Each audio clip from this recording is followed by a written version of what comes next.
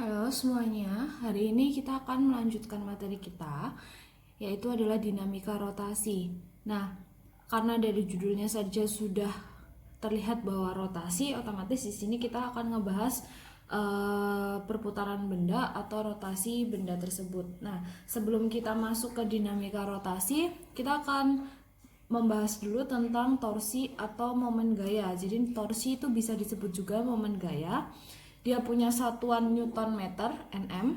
Nah, torsi ini sendiri pengertiannya apa sih? Nah, torsi ini adalah gaya pada suatu sumbu putar yang dapat menyebabkan benda itu bergerak melingkar atau bergerak pada porosnya, seperti yang kemarin saya sudah sedikit singgung. Nah, torsi atau tau ini adalah perkalian silang antara vektor posisi atau R dengan gayanya. Nah, kalau kita sedang ngebahas perkalian silang, perkalian vektor dengan perkalian silang, berarti hasilnya nanti adalah besaran vektor. Berarti kita sudah tahu ya sekarang bahwa torsi itu adalah besaran vektor. Nah, karena besaran vektor, otomatis dia punya besar dan arah. Oke. Lalu bagaimana arah dari torsi sendiri? Nah, karena benda itu berotasi atau berputar, otomatis hanya akan ada dua arah, yaitu searah jarum jam atau berlawanan jarum jam. Di sini kita akan ambil kesepakatan bahwa yang arahnya searah jarum jam berarti nilainya negatif, dan yang berlawanan jarum jam nilainya positif. Kita ikutin aturan sudut saja ya. Nah, kalau gitu gimana untuk menghitung besarnya torsi? Nah, besarnya torsi ini bisa dihitung dari besarnya gaya dikali besarnya R atau posisi atau jarak dikali sin theta. Theta ini adalah sudut antara F dan R. Ini pasti sudah masih kalian ingat pada perkalian vektor dulu. Kalau cross berarti untuk besarnya dia menggunakan sin theta. Oke, jadi gimana nanti cara menghitungnya akan saya tunjukkan seperti ini. Misal ya, saya punya batang. Batang tersebut saya kasih poros di A. Jadi dikasih poros, kemudian saya kasih gaya ke atas sebesar 10 Newton. Oke. Jarak antara gaya terhadap poros ini saya misalkan adalah 20 cm. Oke, nah berapa besar torsi dan arahnya? Dengan cara yang sudah tadi dicatatkan bahwa torsi itu adalah besarnya F dikali besarnya R kali sin theta. Nah, di sini kalian sudah lihat bahwa dia tegak lurus. Kalau sudah tegak lurus berarti sin theta-nya nanti 1. F-nya adalah 10 Newton, R-nya adalah 20 cm, kita jadikan meter, berarti 0,2 karena sin 90 adalah 1, berarti di sini adalah 2 Newton meter. Oke, ini baru besarnya. Arahnya kemana? Cara menentukan arahnya bagaimana? Misal saya punya poros di sini, saya akan anggap ini sebagai batang yang saya gambarkan. Oke, saya akan pegang di poros di sini. Kemudian saya kasih gaya tadi ke atas ya. Jadi saya boleh dong dorong dari sini, yang penting gayanya ke atas. Nah, kalian bisa lihat apa yang terjadi sama dia, berputarnya bagaimana? Ya, dia akan berputar berlawanan jarum jam. Berarti boleh kalian tulis torsinya adalah 2 Newton meter berlawanan jarum jam. Atau boleh juga kalian tulis torsinya adalah minus 2 Newton meter. Arti minus adalah dia berlawanan dengan jarum jam. Oke, nah bagaimana kalau dalam suatu batang itu terdiri dari banyak gaya? Oke, berarti torsinya juga banyak kan? Nah, kita akan resultankan jumlahnya karena ini adalah vektor. Jadi kita harus tahu arah. Misal saya punya batang, saya kasih poros di ujung lagi, di sini porosnya. Kemudian saya kasih gaya ke atas 5 Newton, Terus kemudian di tengah saya kasih gaya 6 Newton.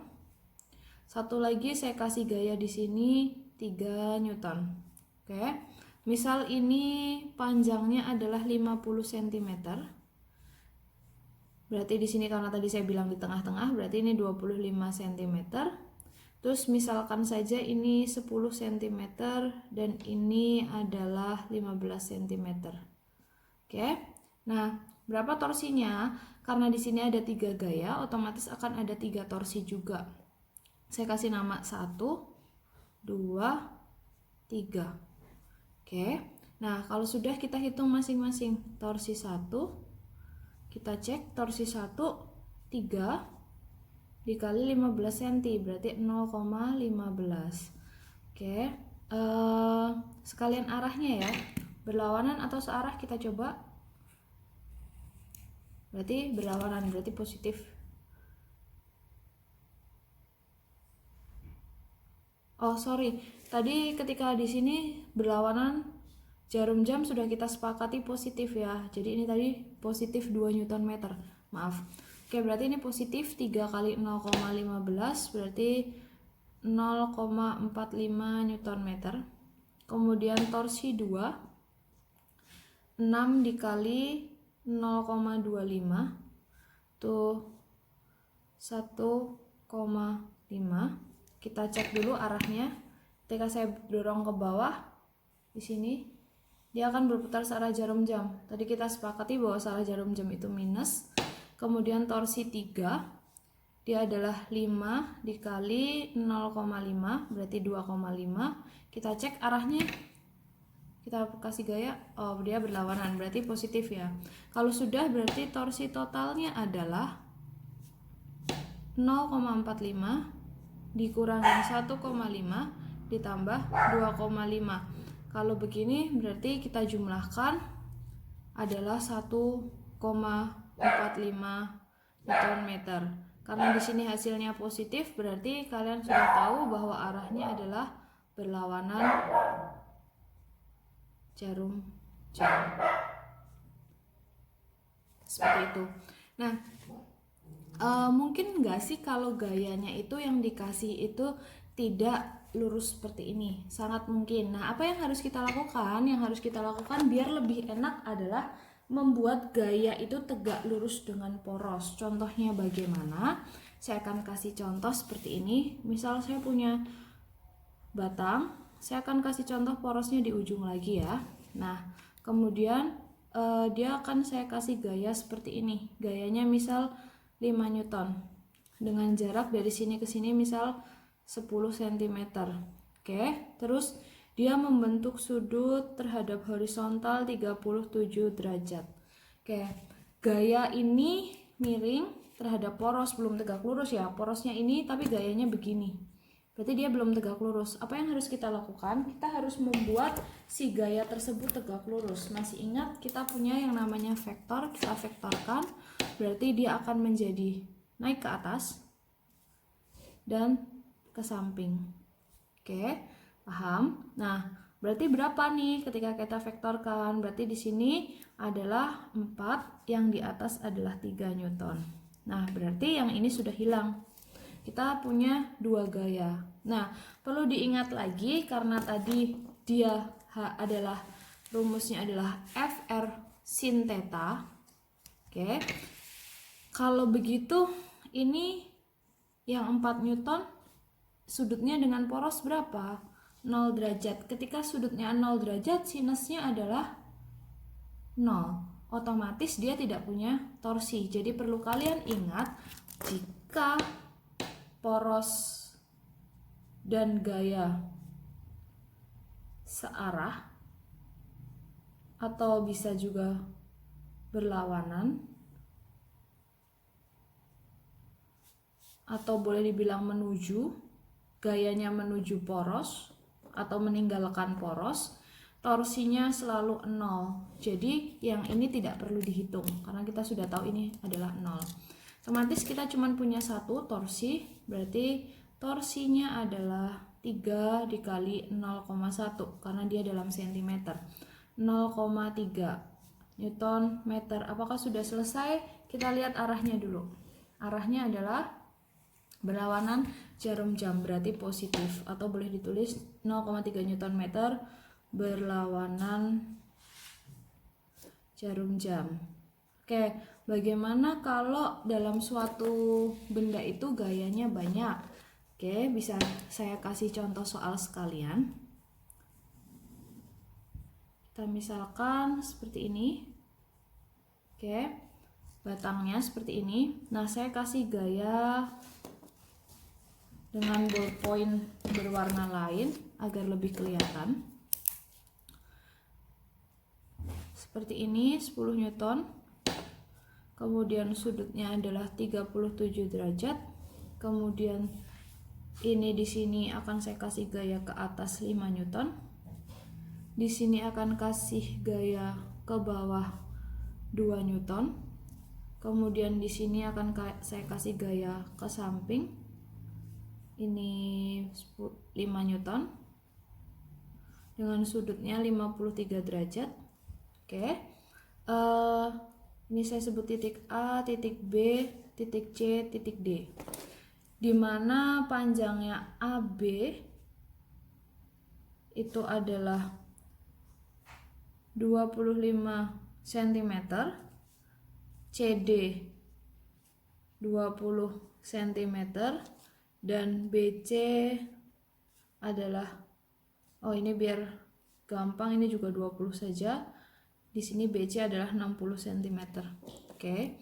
Nah, sekarang misal saya punya poros di tengah-tengah batang. Berarti di titik ini saya sebut sebagai titik E. Porosnya ada di tengah-tengah. Torsi di poros titik E, jadi porosnya ada di tengah-tengah, itu berapa? Oke, kita akan coba ya. Berarti di sini sudah ada 4 torsi. Oke. Yang belum tegak lurus dengan poros yang mana? Torsi di A dan torsi di D. Berarti harus kita tegak luruskan dulu ya. Kita uraikan di sini dan di sini. Di sini adalah 3 Newton. Di sini adalah 4 Newton. Kemudian yang di sini juga kita uraikan ke atas dan ke samping. Di sini adalah 8 Newton dan di sini adalah 6 Newton. Oke, seperti yang tadi kita sudah sepakati bahwa yang meninggalkan poros hasilnya akan 0. Berarti ini tidak perlu kita hitung. Ini tidak perlu kita hitung. Yang ini sudah hilang, yang ini sudah hilang. Berarti saya tinggal punya 1, 2, 3, 4. Oke, batangnya ini masih saya anggap tidak bermassa. Jadi di sini tidak memiliki berat ya. Oke, berarti saya punya 4. Kita bisa mulai hitung satu-satu, mulai dari torsi di A. Oke, torsi di A berapa? Torsi di A adalah porosnya di E ya. 4 dikali. Nah, kita hitung jaraknya. Biar gampang, di sini saya tulis 20 cm. Berarti karena ini di tengah-tengah, berarti di sini 30 cm, sini 30 cm, dan di sini 20 cm. Karena panjang totalnya adalah 1 meter. Oke, berarti titik A ke titik E jaraknya adalah 50 cm, berarti 0,5. 2. Bagaimana arahnya? Hati-hati, porosnya bukan lagi di tepi, tapi porosnya di tengah. Kemudian saya kasih gaya ke atas. Apa yang terjadi? Berputarnya searah jarum jam. Searah jarum jam tadi kita minus. Oke, kemudian torsi di B. Torsi di B adalah 2 dikali terhadap E ya, jaraknya 0,3. Berarti adalah 0,6 Newton meter. Oke, kita lihat ya arahnya lagi. Saya kasih arah ke bawah, saya dorong ke bawah. Apa yang terjadi? Berputarnya berlawanan jarum jam, berarti positif. Kemudian torsi di C. Torsi di C adalah 5 dikali 0,3 juga ya. Jadi jaraknya semua terhadap poros. Berarti 1,5 Newton meter. Oke, kita tentukan arahnya dulu. Saya kasih ini poros, saya kasih gaya ke atas. Berarti berlawanan jarum jam, positif. Kemudian torsi di D, 6 dikali jaraknya ke sini adalah 0,5, berarti 3 Newton meter. Kita cek arahnya kemana. Oke, berlawanan jarum jam lagi, berarti positif. Kalau sudah kita jumlahkan, minus 2, 0,6, 1,5, 3. Berarti adalah 3,1 Newton meter. Positif berarti artinya berlawanan jarum jam. Oke, begitu caranya untuk mengerjakan soal dari torsi.